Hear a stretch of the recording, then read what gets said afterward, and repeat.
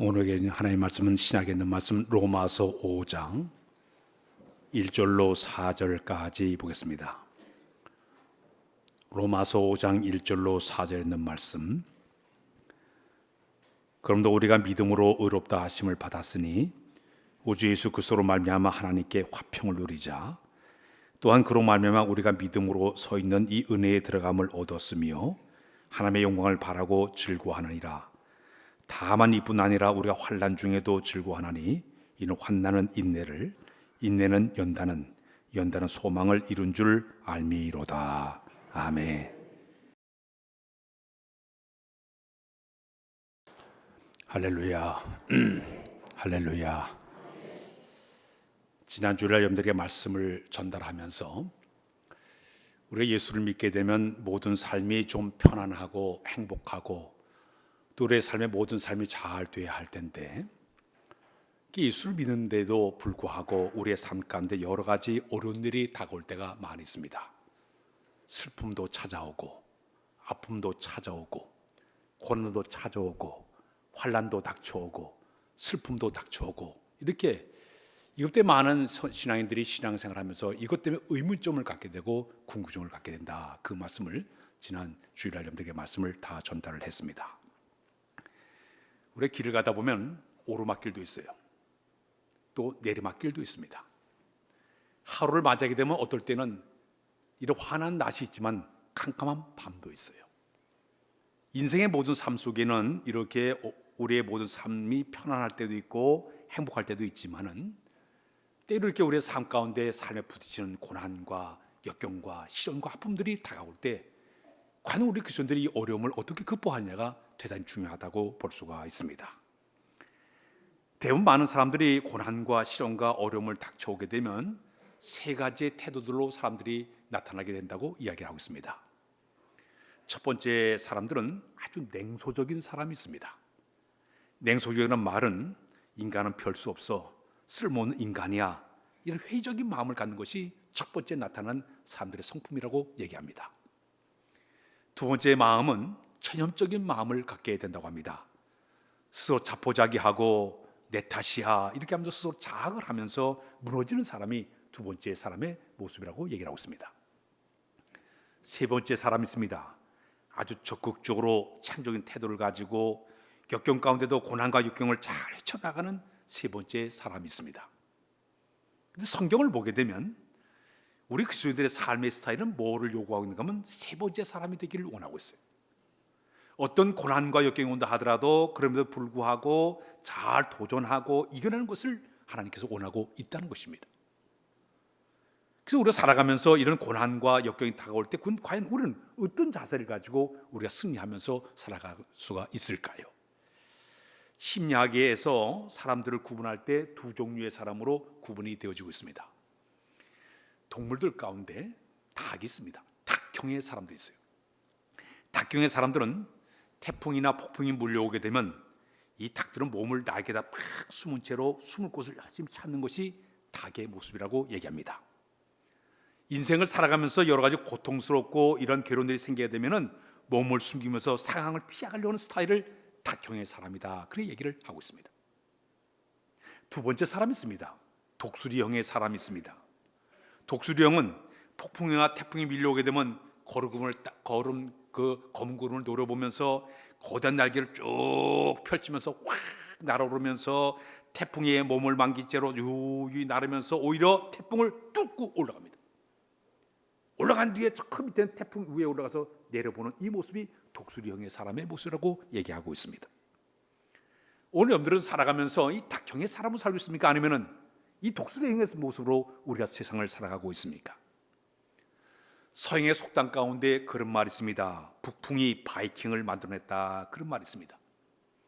이 바이킹 해적들을 보게 되면요, 바다에서 무서운 항해를 하면서 그 사나운 바람과 파도를 이겨내다 보니까 머리를 계속 쓰다 보니까 조선소 배 만드는 기술이 그들에게 생겨나게 되었고, 또 그들의 항해술이 발달돼서 아주 최고의 그런 그 바이킹이란 이 해적들이 그들의 삶의 모습을 보게 되듯이, 오히려 이렇게 신앙적으로 볼 때 역경과 시련과 환난 당한 사람들이 초능적인 힘을 가지고 그것을 이겨내면서부터 우리의 신앙의 모습도 한층 더 한 계단 한 계단 올라가는 것이 바로 신앙의 삶의 모습이라고 볼 수가 있습니다. 오늘 본문에 보게 되면 로마 교회 교인들에게 이제 사도 바울이 이런 말씀을 전달하고 있는데, 오늘 본문 5절, 오늘 5장 3절 4절을 먼저 읽고 넘어갈 거예요. 시작. 다만 이뿐 아니라 우리가 환난 중에도 즐거워하나니 이는 환난은 인내는 연단은 소망을 이룬 줄 알미로다. 여기 보니까 환난 중에도 즐거워하라. 따서 할까요? 환난 중에도 즐거워하라. 환난이 뭐냐면 원래 그 헬라 말은 트립셋이라는 말을 쓰고 있는데, 이 말의 의미는 뭐냐면 포도즙을 짤 때 위에서 꽉 찍어 누르는 겁니다. 그럼 찍어 누르게 되면 밑으로다가 이렇게 포도즙이 내려가는 것처럼 포도즙 틀에서 포도를 짤 때 그 내려오는 그 압박, 그 고통, 시련을 갖다 얘기하는 걸 환난이라고 그렇게 이야기를 하고 있습니다. 근데 이 환난을 당할 때 이 사도 바울은 오히려 즐거워하라고 그렇게 얘기를 하고 있습니다. 고통의 신학자 가운데 루이스라는 분이 계신데, 그분이 그런 얘기를 했습니다. 환난은 우리 그리스도인들에게 변장된 축복이다. 그런 말을 썼어요. 따라서 할까요? 변장된 축복이다. 이 변장된 축복을 단어를 제일 먼저 쓴 사람이 미국의 시인 가운데 라이스라는 여사가 1950년도에 이 말을 쓰게 됐죠. 고통은 변장된 축복이다. 그 말을 썼어요. 그래서 우리 그리스도인들은 이 땅에서 이런 그 고난과 역경이 오히려 우리 신앙을 아름답게 성숙하게 만든 자양분이 되기 때문에 이것은 오히려 변장된 하나님의 축복이라고 그분이 그렇게 얘기를 했습니다. 내려오는 속담 가운데 흐르는 물에 돌을 치우게 되면 시냇물의 노래가 사라지게 된다, 잃게 된다. 시냇물 소리가 아름답게 들리는 이유는 그 속에 박힌 돌들이 있었기 때문에 흘러가면서 졸졸졸졸 시냇물 소리가 들리는 것처럼 우리 삶 가운데 일어나는 여러 가지 고난과 역경과 시련과 환난과 이 모든 것을 과정을 거쳐나가면서 신앙의 아름다운 소리를 내는 것이 바로 신앙인의 삶의 모습이라고 소개를 하고 있습니다. 성경을 쭉 보게 되면 하나님께서 쓰신 믿음의 사람들 다 특징들을 보게 되면 전부 하나님께서는 고난의 과정을 거치게 만들었어요. 고난의 과정을 다 이겨낸 다음에 하나님께서 그를 강하게 붙드신 다음에 귀하게 쓰신 것이 바로 하나님의 방법이었습니다. 예수님의 제자가 12명입니다. 12명의 제자 가운데 첫 번째 소개할 사람이 가룟 유다예요. 이 가룟 유다는 3년 동안 예수님을 따라다니면서 예수님의 설교를 다 들었어요. 주옥 같은 설교를 잘 들었던 사람이고 교육을 잘 받은 훈련받은 사람이에요. 우리 예수님께서 기적을 행하실 때 이 가룟 유다는요, 오병이어 역사일 때 직접 자기가 물고기 2마리와 보트가 기적을 일으킬 때 그 고기를 갖고 다니면서 나눠주기도 했고 떡도 나눴던 그런 사람이었습니다. 머리가 비상이가 착착 계산을 빨래다 보니까 12명의 제자 가운데 이 사람이 저 게릴리온 남쪽 사람인데도 불구하고 북쪽 사람 11명이 그 속에 들어와서 그가 재정을 맡아가지고 재정을 관리하는 재정부장까지 했던 상당히 머리가 좋았던 사람이었습니다. 그러나 문제는 자기 스승 예수님을 은 30냥에 팔아버렸습니다. 자기 스승을 갖다가 십자가의 형틀에 죽게 만드는 끔찍한 배신자로 그가 쓰임을 받게 됩니다. 그는 예수님이 십자가에서 돌아갔을 때 그는 죄책감에 짓눌려가지고 고통을 받다가 자기가 받은 은 30냥을 갖다 성전에 갖다 집어던지고 자기는 스스로 가서 목매달아서 이제 자살하게 되었습니다. 아마 나무가 부러진지 줄이 끊어진지 뚝 떨어져가지고 낭떠 굴러가다가 배가 터져 창자가 흐른 채로 아주 비참하게 이제 세상을 끝난 사람이 가룟 유다의 모습이었습니다. 자기 앞에 닥친 시험을 이겨내지 못하고 끝내 그는 비참하게 그는 지옥 간 사람이 바로 가룟 유다의 모습이었습니다. 그런데 베드로가 있습니다. 이 베드로는 예수님의 12제자 가운데 가장 주님을 사랑했던 사람이었습니다. 예수님을 열심히 따랐던 사람이었습니다. 그런 리더자로서 12명을 다 끌어온 리더자의 역할을 했던 사람이었습니다. 한번 우리 예수님께서 제자들에게 그런 예고했습니다. 앞으로 당신이 저 예루살렘에 끌려가서 이제 십자가의 죽음을 예고하면서 죽음을 예고하는 이야기를 하였을 때 베드로 사도는 우리가 죽을지언정 끝까지 주를 따르겠다고 호언장담하게 되었습니다. 그때 우리 주님께서 베드로 사도에게 하는 얘기가 오늘 밤 닭이 2번 울기 전에 내가 나를 3번 부인하리라 예고를 했습니다. 그 말을 들은 뒤에 우리 예수님이 겟세마네에서 체포를 당하게 되고 끌려가서 대제사장 법정에 끌려가서 우리 예수님이 신문을 받게 되었습니다. 그래서 자기는 예수님께 한 마리이기 때문에 죽을까지 따르겠다 한 마리 저기다 멀찌감치 따라가지고 뜰 밖에 서가지고 예수님이 어떻게 되나 궁금한 마음으로 이렇게 불을 쬐며 서 있는데 한 여자 계집종이 지나가다 너도 갈릴 사람이 아니냐 하고 지적했습니다. 나는 예수를 모른다고 그랬습니다. 또 지나가면 또 얘기했습니다. 너 갈릴 사람이 아니냐? 나서 예수의 제자 아니냐? 나 아니라고. 세 번째 얘기할 때는 아주 주님을 저주하면서까지 모른다고 부인했습니다. 부인하자마자 새벽닭이 꼬끼요 두 번 우는 것을 보면서 주의 말씀이 불현듯 생각나면서 통곡을 하면서 그가 회개하기를 시작했습니다. 내가 잘못했다. 내가 하나님 앞에 실수했다. 그가 눈물을 흘리면서 통곡하지 않았습니까? 예수님이 돌아가신 다음에 부활했습니다. 부활했으면 기뻐하고 즐거워하고 가서 주님을 만나야 되는데 이 베드로는 주님 별 만남을 면목이 없었습니다. 심지어 자기 다른 그 동료들 6명을 데리고 저 갈릴리 바다에 가서 옛날 생활로 돌아가서 그가 고기를 잡게 됩니다. 고기 잡는데 그날따라 이상하게 고기가 한 마리도 잡히지 않아요. 밤새도록 한 마리를 못 잡게 만드십니다. 아침에 우리 예수님이 그 바닷가를 부활의 주님이 찾아오시게 됩니다. 그런 다음에 베드로에게 배 오른편에 그물을 던져라. 던졌더니 엄청난 고기를 잡히게 됩니다. 그 다음에 우리 예수님이 손수 부활의 주님이 음식을 만들어 놓고 아침 식사를 만들어 놓고 제자를 다 먹였습니다. 그 다음에 베드로에게 질문하고 있습니다. 내가 이 사람들보다 날 더 사랑하느냐 질문했습니다. 그때 베드로는 감히 말하지 못했습니다. 내가 주께서 사랑한 줄 주께서 아시나이다. 당당하게 말하지 못했습니다. 그때 우리 주님께는 내 양을 먹여라. 두 번째 또 질문, 이 사람들은 나를 더 사랑하느냐? 주께서 아시나이다. 내 양을 치라. 세 번째 또 얘기하고 있습니다. 그 순간 자기가 3번 부인했던 것을 자책감을 느끼면서 자기의 실수를 돌아보면서 견디지 못했어요. 그러나 주님은 베드로 사도를 다시 회복시켰습니다. 그 다음에 이 베드로 사도는요 일어서서 영적 회복한 다음에 마침내 그가 열심을 다해 헌신하고 봉사하다 초대교회에 그가 감독자로 올라가게 되었고 마지막에는 거꾸로 십자가에 매달려 순교까지 간 사람이 바로 베드로의 모습이었습니다. 사랑하는 여러분, 12명 가운데 한 사람은 위기가 닥쳤을 때 고난에서 견뎌내지 못하고 자살하고 지옥 갔어요. 그러나 한 사람은 이런 고난과 역경이 다가왔는데도 불구하고 잘 견뎌냈기 때문에, 시험도 견뎌냈기 때문에 위대한 순교자로 쓰임받은 사람이 예수님의 제자 가운데 나타난 하나의 모습이었습니다. 오늘도 마찬가지, 우리 삶 가운데 어떤 사람은 잘 견뎌내는 사람이 있어요. 이겨낸 사람이 있어요. 그러나 어떤 사람은 이겨내지 못한 사람이 있어요. 간유도 가지고 스스로 자학하고 견디지 못한 사람이 있습니다. 우리 승자가 되어야 될 줄로 믿습니다. 고난 앞에 굴하지 않냐고 이겨내는 우리의 모습이 되어야 될 줄로 믿습니다. 우리 찬양하고 넘어갑시다. 왜 나만 겪는 거야? 우리 찬양하고 봅시다.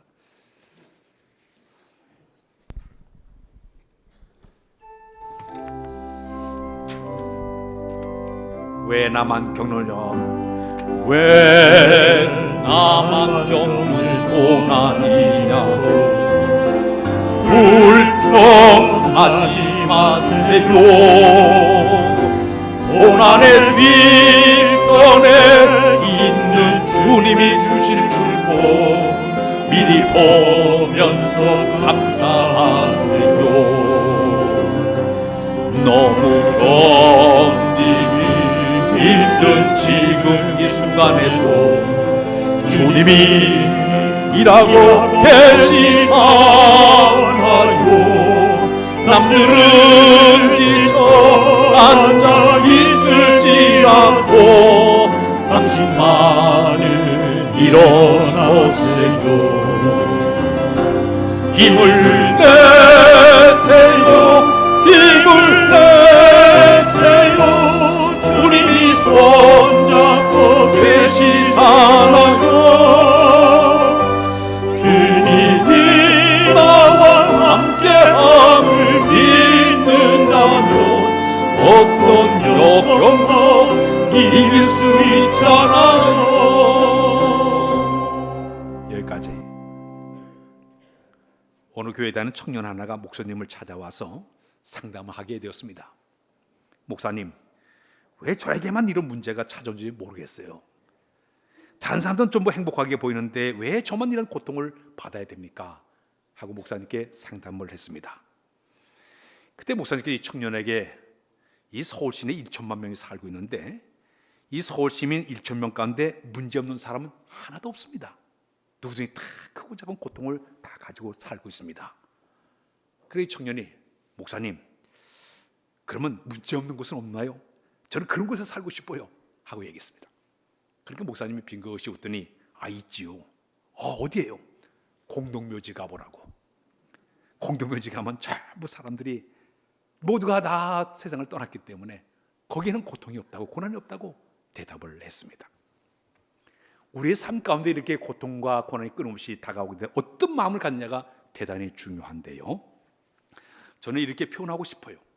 우리 예수 믿고 신앙생활하면서 우리에게 다가오는 고난과 환난은 한마디로 얘기하면 내가 영적으로 성장시키는 기회입니다. 따스할까? 영적으로 성장하는 기회이다.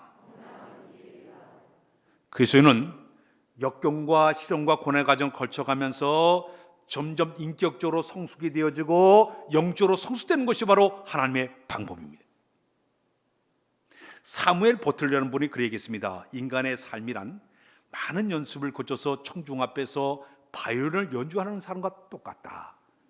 우리가 저 바이올린을 키는 사람이요, 하나의 그 연주를 위해 가지고 열심히 준비해 가지고 와서 청중들 앞에 바이올린을 킨 것처럼 우리의 삶에 오는 고난과 역경의 과정을 잘 견낸 다음에 마지막에 사람들 앞에서 아름다운 삶을 보여주는 것이 바로 우리의 삶의 모습이 되어야 될 줄로 믿습니다. 시골에 가게 되면 할머님들이 호박꽃이 필 때가 되게 되면 긴 작대기를 가지고 툭툭툭툭툭 치면서 다닌다고 해요. 그 호박을 툭툭 치는 이유가 뭐냐면 호박을 때리게 되면 여기는 그 안에 수분, 이 화수분이 툭 날아가지고 다른 이제 그 꽃들과 이렇게 수정이 돼가지고 더 큰 호박을 많이 연결게 만다고 그래요. 막대기에 맞으니까 열매가 더 커지게 된다는 원리입니다. 제가 가난동문학교를 간 적이 있습니다.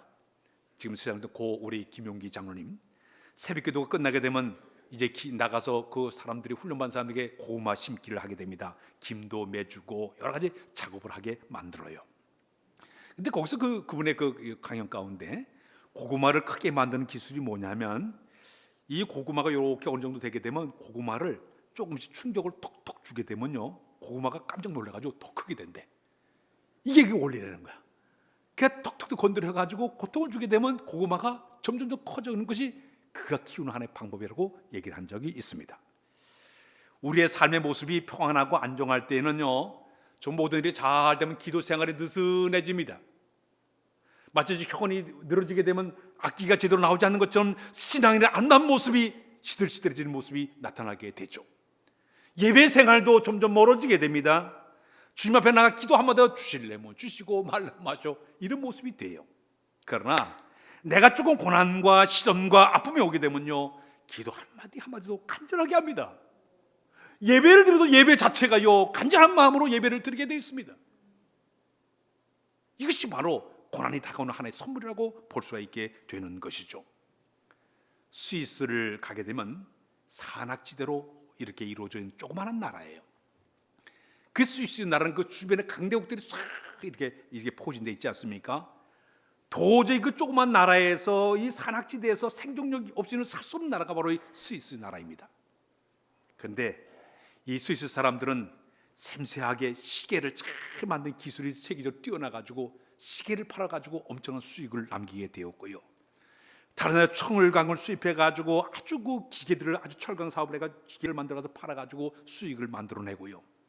그 조그만 땅덩이에 소를 키워가지고 우유를 생산하고 치즈를 생산하고 또 양을 키워 양의 양모를 생산해가지고 세계적으로 팔면서부터 엄청난 부를 만들게 되었고 우리 스위스 가면 융프라우 거기에 오는 관광지를 만들어가지고 엄청난 수입을 만든 그 조그만 나라가 유럽에 잘 사는 나라로 그 나라가 쓰임받게 되었어요. 역경 중에도 어려운 이런 상황 속에서도 잘 견딘 나라가 바로 이 스위스라는 나라입니다. 자 그러면 내가 영적으로 성장하는 기회가 고난이라고 하게 되면은 그러니까 내가 이 고난과 역경을 받으면서 내가 신앙생활을 하다 보면은 우리 하나님께서 우리에게 준 영적인 성장을 이루어가는 덕목이 있는데 오늘 이 로마서 교회 교인들에게 사도는 세 가지의 덕목이 성숙해진다고 얘기를 하고 있습니다. 고난과 역경을 통해서 우리가 다가온 첫 번째 덕목이 뭐냐? 인내를 배울 수 있다 그랬습니다. 따라서 할까요? 인내를 배울 수 있다. 환난과 슬픔과 어려움을 가운데 가장 중요한 덕목이 뭐냐 하면 인내를 배우게 되는 것이에요. 모든 상황을 이길 만한 능력이 주어지게 되는 것이죠. 우리 신앙생활은 하나님과의 관계가 있고 사람과의 관계가 있는데 가장 중요한 덕목이 뭔지 아십니까? 인내예요. 하나님과의 관계도 내가 기도했으면 참고 때를 기다리는 것이 바로 신앙의 모습이죠. 사람과 사람 사이에 한 번 내가 참지 못하게 되면 인간관계가 끊을 수밖에 없고 엉클릴 수밖에 없는 것이 바로 인간관계입니다. 그래서 성령의 9가지 열매도 오래 참음의 열매가 그 속에 들어가 있습니다. 인내는 우리가 영적 덕목 가운데 가장 아름다운 덕목인데 성경 말씀 가운데 야고보서 1장 3절로 4절 읽고 넘어갔습니다. 시작. 이는 너의 믿음의 실현이 인내를 만든 줄을 너희가 알미라. 인내를 온전히 이루라. 이는 너희를 온전하고 구비하여 조금도 부족함이 없게 하려 함이라. 또 한 거 봅니다. 히브리서 10장 36절을 읽고 시작. 너에게 인내가 필요함은 너희가 하나님의 뜻을 행한 후에 약속하신 것을 받기 위함이니라. 우리나라 속담에 사물 2인 셋이면 살인도 면한다 그런 말이 있어요. 우리가 가정에서, 사회에서, 직장에서, 교회 안에서 순간을 참지 못해가지고 실수하는 분들이 얼마나 많이 있습니까? 한 번 참지 못해서 상처 주는 일이 얼마나 많이 있습니까? 한 번 내가 참지 못해서 은혜를 갖다 까먹는 일이 얼마나 많이 있습니까? 이 조급한 마음 때문에, 한 번 화를 내는 혈기 때문에 하나님의 뜻을 갖다가 하나님의 뜻을 갖다 어그럽게 만드는 이런 일들이 끊임없이 우리 가운데 일어나고 있습니다. 모세 생애를 보게 되면 그가 애굽의 왕궁에 들어가서 40년 동안 애굽의 무술과 학술을 다 배웠습니다. 근데 모세는 어느 날 깜짝 놀란 사실을 깨달았습니다. 자기는 애굽 사람이 아니라 자기 몸속에 히브리인의 피가 흐른다는 사실을 알게 되었습니다. 근데 자기 민족 히브리인들은 저 바로왕 학정 속에서 고난과 어려움을 당하고 억압당하는 모습을 바라볼 때마다 속이 상했습니다. 내가 내 백성 이스라엘을 구원하겠다는 그런 마음을 품게 되었죠. 어느 날 길을 지나간데 보니까 자기 민족 히브리인이 애굽 사람에게 막 학대당하는 모습을 보니까 화가 치밀어 올랐습니다. 혈기가 치밀어 올랐어요. 쪼서 애굽 사람 2명을 죽여가지고 모래밭에 파묻었습니다. 이게 화근이 되어가지고 오히려 일이 꼬여가지고 모세는 이제 왕궁에서 망명자로 도망을 치게 됩니다. 미디안 광에서 40년 동안 거기서 완전히 밑바닥으로 인생이 떨어지고 말아요. 그는 40년 동안 그 이들의 약물을 치면서 낮아지고 비우고 비는 삶으로 내려가고 말았습니다. 그러나 하나님은 그를 향한 놀라운 계획을 가지고 늘 보시다가 80세가 되었을 때 모세를 불러냈습니다. 모세야, 너는 가서 내 백성 이스라엘을 구원하라고 그에게 명령을 내렸습니다. 그때 마침내 모세가 하나님의 쓰임 받아가지고 이스라엘 민족을 갖다 200만 명 이끌고 홍해 바다를 건넜습니다. 반석을 쳐서 물이 쏟아지게 만들었습니다. 그 백성을 잘 참고 인내하며 견디면서 40년 동안 하나님께 귀하게 잘 쓰임을 받았습니다. 그런데 문제는 무리바에 이르렀을 때 문제가 되고 말았습니다. 이미 하나님께서 백성에 물이 없다고 얘기할 때 르비딤에 물을 반석을 쳐가지고 물이 쏟아 나오게 만들어서 백성들을 다 먹인 적이 있었습니다. 근데 또다시 백성들이 와가지고 무리바에 와가지고 물을 달라고 야단부수니까 속에서 의문이 끓어올랐습니다. 하나님이 이렇게 보호해주고 이렇게 돌봐줬는데 또다시 원망하고 불평하는 그들을 보니까 화가 치밀어 올랐습니다. 하나님께서 뭐라고 얘기했습니까? 네가 반석을 내 명령을 내려가지고 물을 쏟아 나오게 만들라고 명령을 내렸습니다. 그러나 모세는 화가 치밀어 올라서 자기가 들고 온 지팡이를 가지고 땅땅 2번 반석을 쳤습니다. 물은 나왔어요. 그러나 하나님께서는 네가 내 거룩함을 드러내지 아니하였다. 네 혈기가, 네 성냄이 하나님의 거룩함을 드러내는 영광을 가렸다. 이 사건 하나 때문에 우리 하나님께서 모세를 너는 가나안 땅에 못 들어가겠다. 40년 동안 잘 쓰임을 받았지만 마지막에 모세는 가나안 땅을 들어가지를 못해요. 슬픈 역사예요. 더욱이 모세는요 지금도 그 시체를 어딘지 알지를 못해요. 그가 애굽인을 철들이고 혈기 가지고 쳐 죽이는 사건과 지금 반석 땅 덮친 혈기 사건을 견디지 못하다 보니까 이것 때문에 문제가 터지고 말았던 것이죠. 순간의 혈기가 엄청난 파멸로 만드는 이런 결과를 가져오게 되는 것이죠. 우리 삶 속의 고난과 역경과 어려움은요, 우리를 다듬는 시간이에요. 마치 조각가가 우리의 잘못된 부분을 딱딱딱딱 이제 조각하는 것처럼 하나님은 우리를 갖다가 이 고난과 역경과 시련을 가지고 걸쳐나가면서 하나님의 사람을 만드는 것이 바로 고난과 역경의 하나의 모습이 되는 줄로 믿습니다. 영적으로 다듬어지면서 좀 더 참어라, 좀 더 견뎌라, 끊임없이 우리에게 이야기를 하고 있습니다. 물은요 100도가 돼야만이 물을 끓게 되어 있는데 99도가 돼도 안 끓어요. 100도가 돼야만이 물이 끓게 되어 있습니다.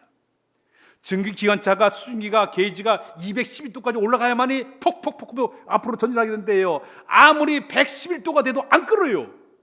그 순간을 넘겨야만이 증기가 앞을 향해 달려가는 것처럼 마지막 1%, 마지막 그 순간을 견지 못해가지고 우리 신앙생활에 안 닿지 못한 일들이 얼마나 많이 있습니까? 환난과 역경과 어려움을 통해서 우리에게 다가오는 하나님 주신 덕목은 바로 인내를 배워야 될 줄로 믿습니다. 두 번째는 연단을 배우게 되는 것입니다. 따라서 할까요? 연단을 배운다. 환난은 인내는 연단이라는 말이 들어가 있습니다. 연단이라는 말이 헬라 말로 도키메라는 말을 쓰고 있는데, 이 도키메라는 이 말의 의미는 테스트를 걸쳐서 자격이 입증된다는 말을 가지고 있습니다. 테스트를 거친 다음에 그 다음에 자격이 입증된다는 과정이에요. 성경 하나 읽고 넘어갈까요? 베드로전서 1장 7절 말씀 한번 읽고 넘어가서 시작. 너의 믿음의 확실함은 불로 연단하여도 없어질 금보다 더 귀하여 예수께서 나타나실 때에 칭찬과 영광과 존귀를 얻게 할 것임이니라. 우리가 이 환난의 과정, 고난의 과정을 통해서 내가 좀 더 강한 것인 하나님의 마음에 맞는 합당한 사람을 쓰임받기 위해서 때로 고난과 역경과 시련 과정을 거치게 만드는 거예요. 그러면서 내가 달궈지는 거예요. 단단해지는 것이에요. 군인들이 군대에 가게 되면요, 우리나라 UDT나 해병대나 또 특전사 같은 경우 보게 되면요, 뜨거운 엄청난 그 훈련 과정을 다 결쳐냈기 때문에 강철 부대가 나오게 되는 거예요. 운동선수가 그 운동 과정을 잘 견뎌내야만이 금메달을 따게 되는 것이에요. 공무원 학생이 열심히 힘든 과정을 걸쳐 나가야만이 서울대 들어가게 되는 것이에요. 도자기가 아름다운 영롱한 빛깔 내기 위해서는 뜨거운 그 가마 속에 들어가가지고 불 속에서 잘 달궈져야만이 아름다운 영롱한 빛을 나타내는 도자기가 나오는 것처럼, 지난주에 말씀드린 것처럼 금이 불 속에 들어가가지고 잘 뜨거운 물에서 정제되고 불순물이 다 거친 다음에 하나의 아름다운 그 금이 나오는 것처럼, 하나님은 이런 환난과 고난과 역경의 과정을 통해서 우리 자신이 부서지고 모난 것이 깨지고 녹아져서 하나님의 사람을 만드는 것이 바로 하나님의 방법이 되는 줄로 믿습니다.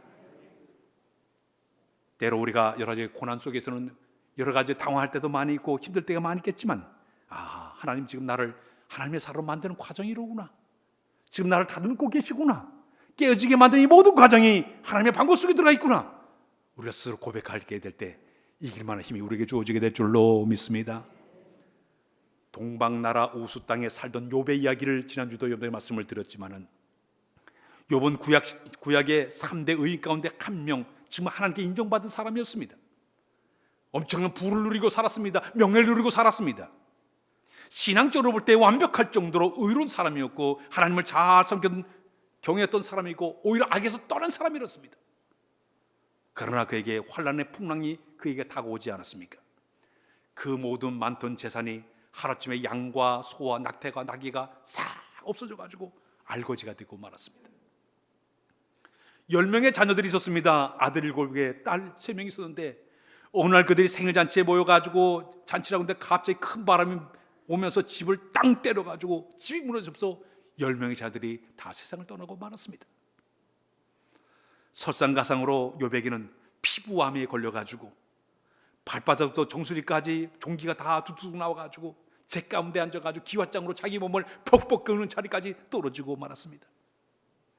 동네에서 쫓겨나가지고 동네 바깥에 있는 그 걸음더위에 앉아가지고 잿더미에 앉아가지고 매일 거기서 고통스러운 모습으로 그의 모습이 제 가운데 앉아가지고 자기 몸을 긁는 자리가로 떨어지고 말았습니다. 동네 사람들이 비웃어요. 저봐, 예수 잘 하나님 잘 숨기도 하더니, 잘난 척하더니, 부한 척하더니 저 꼴이 뭐냐고 사람들이 비방하고 조롱하기 시작했습니다. 자기 친구 3명이 와가지고는 모든 내 원인이 있고 결과가 있는 거 너 죄 때문에 그러, 죄를 지적하고 있습니다. 너무너무 고통스러워하니까 자기 부인마저도 당신 차례 하나님 저주하고 죽으라고 이렇게 할 정도로 고통의 자리로 떨어지고 말았습니다. 그러나 욥은 뜨거운 불 속에 넣어진 것난 이 고난 가운데 욥은 2가지의 말을 통해 가지고 이겨나가게 됩니다. 그게 첫 번째, 욥기 1장 21절에 보게 되면 그런 이런 고백을 하고 있습니다. 욥기 1장 21절 한번 띄워주세요. 자, 시작. 이르되 내가 모태에서 알못으로 나왔사온즉 또한 알몸이 그리로 돌아가올지라. 주신이도 여호와시요 거두시는 여호와시오니 여호와 이름이 찬송을 받으시나 하고. 자, 사랑하는 여러분, 욥은요 모든 것, 내가 가진 재산, 내가 있던 모든 내 부귀와 영화와 이 자녀들, 내 이 목숨도 다 주의 것입니다. 주님이 다 걷어가서 버리시니 나는 그저 하나님께 찬송과 감사를 드릴 뿐입니다. 입술로 고백했습니다. 2번째는요, 욥기 23장 10절에 보면 또 그는 이렇게 고백하죠. 시작. 그러나 내가 가는 길은 그가 아시나니 그가 나를 단련하신 후에는 내가 순금같이 되어 나오리라. 지금 자기 자신이 이렇게 이 고난과 환난당하는 이 과정을 연단의 과정으로 믿었습니다. 훈련의 과정으로 믿었습니다. 내가 이걸 다 통과하게 되면 하나님께서 나에게 정금처럼 나에게 만들어주겠다, 그 마음을 품었습니다. 결론은 어떻게 되는지 아십니까? 그 훈련 과정이 다 끝나고 났더니 마침내 하나님께서 욥에게 엄청난 복을 허락해 줬는데, 욥기 42장 4절 이하에 보면 욥의 말년에 처음보다 더 많은 복을 하나님께서 주셨는데, 양이 14,000마리요, 낙토가 6,000마리요, 소가 1,000결이요, 암나귀가 1,000이요, 아들 7에 딸 셋을 허락하여 주었고, 욥은요 피부함으로 금방 죽을 그 사람이 140세를 향수에다가 하나님께 부를 받는 사람이 바로 욥의 생애였습니다. 욥은요 자기의 닥친 환난과 고난을 연단의 과정으로 믿었기 때문에 그 모든 어려움을 이겨나간 줄로 믿습니다. 오늘 우리에게도 이런 믿음이 필요한 줄로 믿습니다. 마지막에는 우리가 환난과 고난이 닥쳐올 때 또 배울 것이 하나 있는데, 바로 뭐냐면 소망을 배울 수가 있습니다. 따라서 할까요? 소망을 배운다. 환난은 인내를, 연단은 소망을 이룬 줄 아미로다. 소망을 바라본다. 연단 중에 소망의 하나님을 바라보는 것이, 우리가 히브리서 12장 2절에 보게 되면 그런 말씀이 있습니다. 우리 다 시작. 믿음의 주요 또 온전케 하신 예수를 바라보자. 그는 그 앞에 있는 기쁨을 위하여 십자가를 참으사 부끄러움을 개치 아니하시더니 하나님 보좌 우편에 앉으셨느니라. 우리 예수님 골고다 언덕에 올라가면서 얼마나 많은 조롱을 당했습니까? 얼마나 멸시와 천대를 당했습니까? 십자가의 고통을 견뎌내야 됐습니다. 가시관을 쓰시고, 그리고 온몸을 갖다 채찍에 맞으시고, 양손과 양발에 못을 통해 가지고 고통을 받으시고, 창에 찔려 가지고 피를 흘리시고 엄청난 고통을 받았어요. 그러나 우리 주님은요 저 십자가 골고다 언덕 뒤에 있는 부활의 영광을 바라보고 묵묵히 참고 결간 줄로 믿습니다.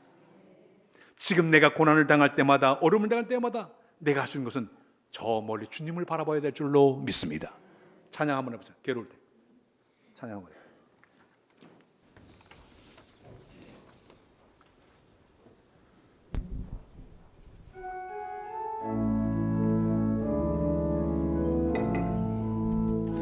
괴로울 때 주님의 얼굴 보라. 평화의 주님 바라보아라. 세상에서 시달린 그들아 위로의 주님 바라보아라.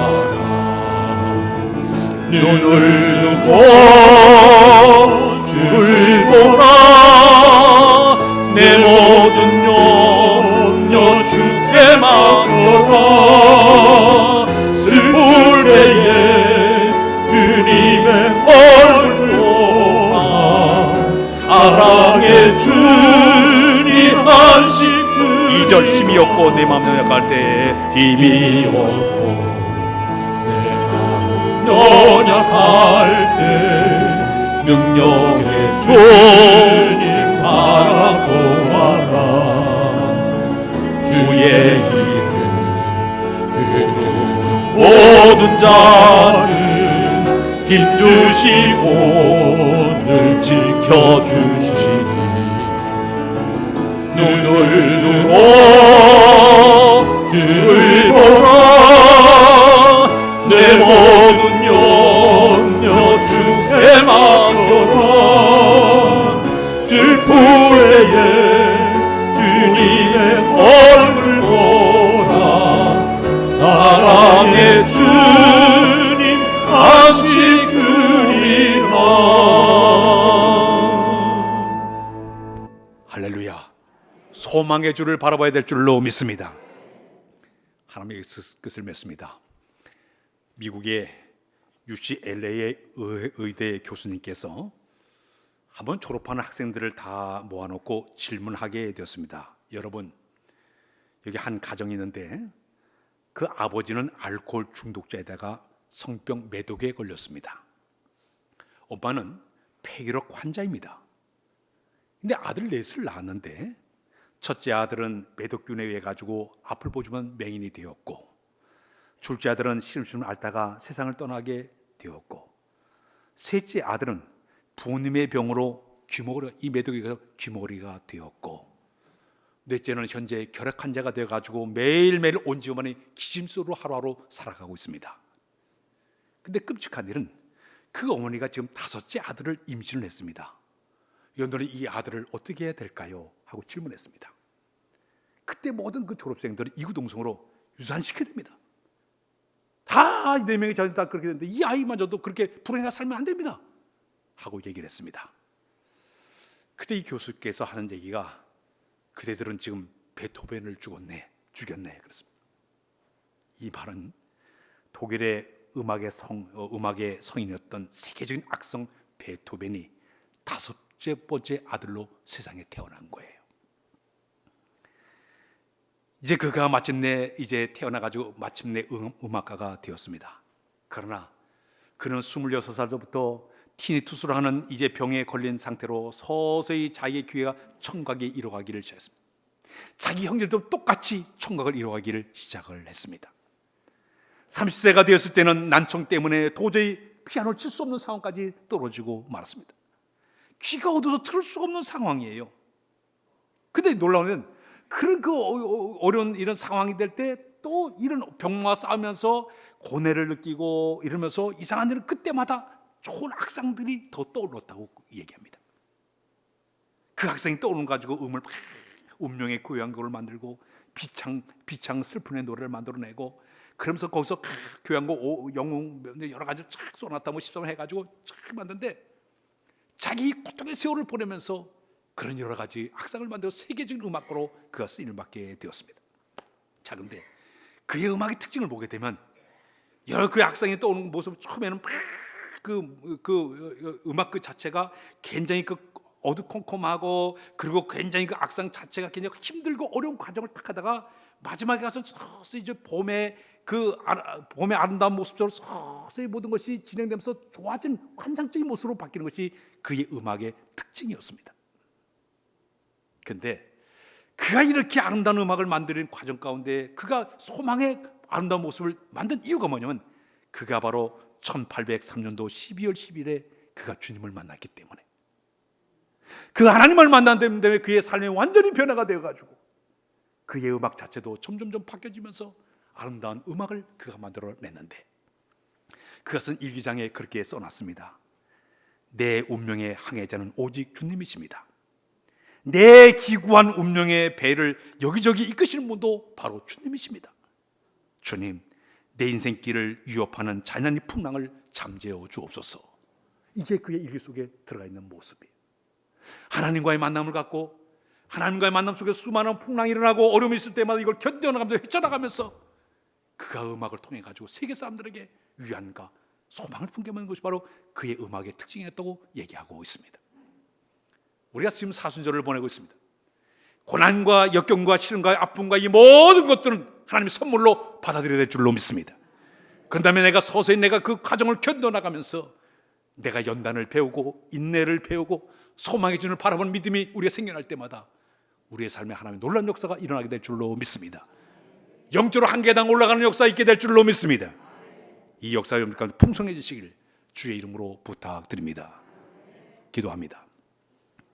아버지 하나님, 사순절을 보내면서 우리의 삶에 수많은 이러한 고난과 역경과 시련과 슬픔 가운데도 우리가 영적으로 새롭게 소생하도록 인도하여 주어서 인내를 배우게 도와주시고 연단의 과정을 견뎌내도록 인도하여 주시며 소망의 주님을 바라보도록 날마다 은혜도 하여 주옵소서.